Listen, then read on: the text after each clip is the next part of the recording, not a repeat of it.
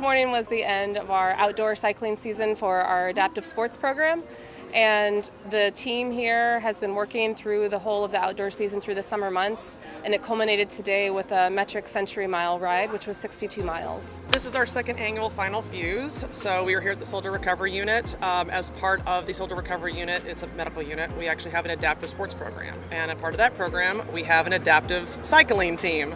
These guys have been training with me since January to come out and actually do a 62-mile metric century ride.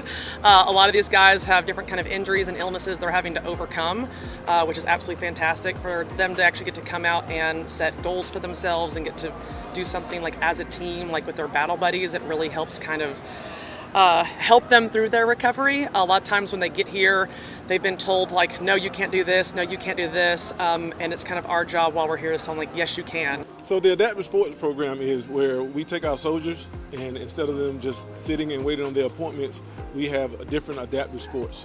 And cycling being one of those sports, pickleball, disc golf, we go to open gym, so it's part of their recovery program. If for any reason you're having a bad day, if you get a cramp or your injuries are flaring up, whatever, we have a SAG vehicle today that is going to ride behind us. All right, we're fully supported today. We'll actually have two rest stops, one around the 20-mile mark, it's actually like 19.7, and another one around like 41-ish. Okay, so about roughly 20 miles we will have actual rest stops. Before we even go out on the street and get fitted for the bike, we go to the cycling room. Everybody's pretty much prepped, so we know we could at least do, over 2/3 of the ride. This was definitely the longest, so the last third was kind of challenging, but that's why we do it. So, one of the gentlemen is 79 years old. He's out here outperforming us. And there's several other veterans that are doing that. So I know if I stick with it, I'll be there for my grandkids nice and healthy.